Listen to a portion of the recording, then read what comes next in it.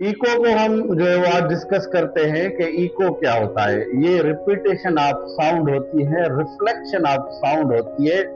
अगर कोई जो है वो सोर्स ऑफ साउंड किसी ऑब्स्टिकल के सामने, किसी रेजिस्टेंस के सामने अगर हम आवाज साउंड निकालते हैं तो वो उस ऑब्स्टिकल को लग के और वापसी हमारे कानों तक जो आवाज पहुंचती है उसको हम इको बोलते हैं। यानी repetition of sound is called echo. ठीक है, मिसाल दे देते हैं। अगर रूम खाली है या फिर कोई हिली एरिया है, वहां पर कोई बंदा अगर चीखता है, कोई आवाज निकालता है, तो कुछ देर के बाद जो है वही आवाज उसको सुनाई दे देती है। तो इसी तरह से बहुत सारी प्रैक्टिकल एप्लीकेशंस हैं इको की। खास तौर पर इको जो है वो यूज किया जाता है डिस्टेंसेस को फाइंड आउट करने के लिए कि अगर कोई भी ऑब्स्टिकल है वो आपसे कितना दूर है, तो उसको जो है वो उसका डिस्टेंस फाइंड आउट किया जाता है कुछ इस तरह से, इस फार्मूला से।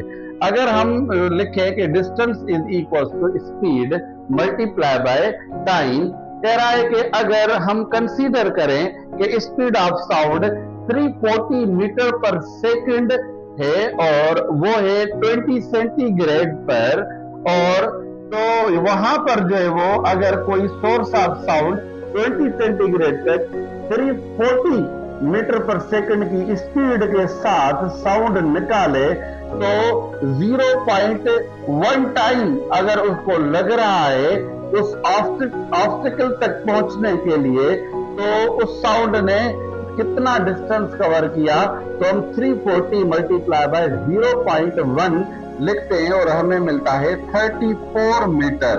यानी डिस्टेंस इको का यानी साउंड का आने का और जाने का टोटल डिस्टेंस हमें मिला 34। अगर हम इसको 2 से डिवाइड करेंगे तो हमें 17 मीटर डिस्टेंस मिलेगा कि सोर्स ऑफ साउंड से वो जो ऑब्स्टिकल है जिससे टकराया है जाके साउंड, वो कितना दूर है। यानी इससे हमें पता चल गया कि अगर कोई सोर्स ऑफ साउंड है 340 मीटर पर सेकंड की रफ्तार के साउंड को क्रिएट कर रहा है और वो 20 सेंटीग्रेड इन्वायरमेंटल टेम्परेचर है, तो उस साउंड को वापसी आने तक जो है वो 0.1 सेकंड लगते हैं, तो टोटल जो टाइम होगा वो 34 मीटर होगा। और अगर हम मेन डिस्टेंस मेजर करें तो 34 को 2 से डिवाइड कर लेंगे तो 17 मीटर आ जाएगा। तो ये एक प्रैक्टिकल एप्लीकेशन थी जिससे हमें पता चला कि इको कहां पर यूज होता है। इको हमें यूज होता है किसी भी ऑब्स्टिकल का डिस्टेंस जो है वो मालूम करने के लिए। सबमरीन में भी इस्तेमाल किया जाता है, और ऑयल वगैरह अगर जमीन की जो है डीप में कुछ मिनरल्स वगैरह ढूंढने होते हैं, देखने होते हैं, तो भी हम जो है वो इको से मदद लेते हैं, अल्ट्रासाउंड से मदद लेते हैं। जो है वो कुछ प्रैक्टिकल एप्लीकेशन थी इको की। तो जो मेन डेफिनेशन हमारी हुई, the repetition of sound after reflection is known as echo. Okay, reflection के बाद जो साउंड रिपीट हो, तो इस प्रोसेस को हम, इस चीज को हम जो है वो इको बोलते हैं। ठीक है, अब देखिए साउंड किसी न किसी फ्रीक्वेंसी के साथ मूव करता है, और फ्रीक्वेंसी क्या होती है? नंबर ऑफ वाइब्रेशंस पर सेकंड। यानी किसी सोर्स ऑफ साउंड से नंबर ऑफ वाइब्रेशन पर सेकंड जितने होंगे उसको हम जो है वो फ्रीक्वेंसी बोलेंगे। अब इंसान की अल्लाह ताला ने एक लिमिट रखी है सुनने की। तो 3 तरीके की फ्रीक्वेंसीज होती हैं, ultrasound, edible range and infrasonic. ठीक है, अल्ट्रासोनिक, एडिबल और इंफ्रासोनिक। अब देखिए अल्ट्रासाउंड क्या है? The sound frequency with frequency above the limit of the human range. यानी इंसान के सुनने की सलाहियत से जो अबव रेंज वाले साउंड्स होते हैं उनको हम जो है वो अल्ट्रासाउंड बोलते हैं। तो 2 लिमिट होती है इंसान के सुनने की, 20 हर्ट्ज एंड 20,000 हर्ट्ज। ठीक है, 20 हर्ट्ज टू 20,000 हर्ट्ज तक जो है वो इस रेंज में इंसान सही तरीके से आवाज सुनता है। अगर कोई साउंड 20 हर्ट्ज से बिलो होगा तो वो साउंड जो है वो इंफ्रासोनिक साउंड कहलाएगा और उसको हम सुन नहीं सकेंगे। ठीक है, यानी ऐसे साउंड जो बिलो 20 हर्ट्ज है इनको इंसान नहीं सुन पाता है। जैसे जमीन में मौजूद बहुत सारी अल्लाह ताला की मखलूक है जो हर टाइम बोलती रहती है। ये भी अल्लाह ताला की एक नेमत है कि हमें जो है वो एक लिमिट है सुनने की। अगर हमारी ये लिमिट नहीं होती तो हमें रात को नींद ही नहीं आती, क्योंकि इतनी तो आवाजें, इतनी तो अल्लाह ताला की मखलूक है इस जमीन के अंदर मौजूद जो हर टाइम आवाज निकालती रहती है। तो अगर ऐसा कोई आवाज हम सुन लेते तो हमें हर टाइम कोई ना कोई आवाज सुनने में आते और हम डिस्टर्ब रहते।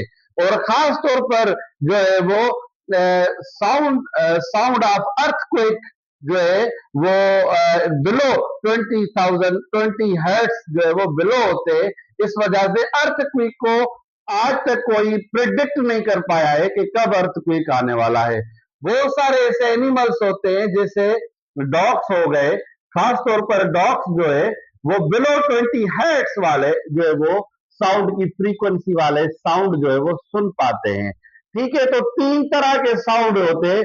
अगर कोई 20 हर्ट्ज से 20,000 हर्ट्ज के दरमियान अगर ये रेंज होगी तो इसको हम एडिबल रेंज बोलते हैं, और 20 हर्ट्ज से 20,000 हर्ट्ज तक इंसान आराम से सुन सकता है। अगर कोई ऐसा सोर्स ऑफ साउंड हो जो 20 से 20,000 हर्ट्ज तक फ्रीक्वेंसी वाला साउंड निकाल रहा है तो इंसान ये सुन पाएगा। अगर 20 हर्ट्ज से बिलो होगा हम सुन नहीं पाएंगे, और 20,000 हर्ट्ज से अबव होगा वो भी हम सुन नहीं पाएंगे। तो अल्ट्रासाउंड जो है वो आजकल बहुत इसका यूज है मेडिकल पॉइंट ऑफ व्यू से। अल्ट्रासाउंड के थ्रू जो है वो इंसान के जिस्म में मौजूद जितने भी डिफेक्ट्स होते हैं तो जो है वो यूज किए जाते हैं। अल्ट्रासाउंड मशीन के थ्रू अल्ट्रासाउंड वेव्स जो है वो भेज के हम जो है वो देख सकते हैं। अगर किसी मेटल की स्ट्रेंथ मालूम करनी हो, किसी मेटल की अंदरूनी कंडीशन मालूम करनी हो तो वहां पर भी जो है वो अल्ट्रासाउंड इस्तेमाल किया जाता है।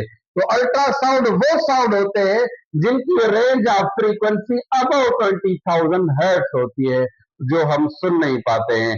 तो हमें यहाँ से 3 रेंजेस मिल गई, 20 हर्ट्ज, 20,000 हर्ट्ज और बिटवीन 20 to 20,000 हर्ट्ज। यानी ऐसे साउंड जिनकी फ्रीक्वेंसी 20 हर्ट्ज से 20,000 हर्ट्ज है वो हम सुन पाएंगे। बिलो 20 हर्ट्ज फ्रीक्वेंसी वाले साउंड नहीं सुन पाते हैं जिनको हम इंफ्रासोनिक साउंड बोलते हैं। और जो 20K हर्ट्ज से ऊपर यानी 20,000 हर्ट्ज के ऊपर वाले साउंड से वो भी हम सुन नहीं पाते हैं। तो ये एक बेहतरीन एक इंफॉर्मेशन थी, एक टॉपिक थी, साउंड का चैप्टर है मैट्रिक का। और इसको आप इसका स्क्रीनशॉट ले लें। इंशाल्लाह नेक्स्ट लेक्चर में जरूर मुलाकात होगी। हमारा यूट्यूब पर चैनल है स्मॉल लर्निंग हब के नाम से, इसको जरूर सब्सक्राइब करें। अस्सलाम वालेकुम।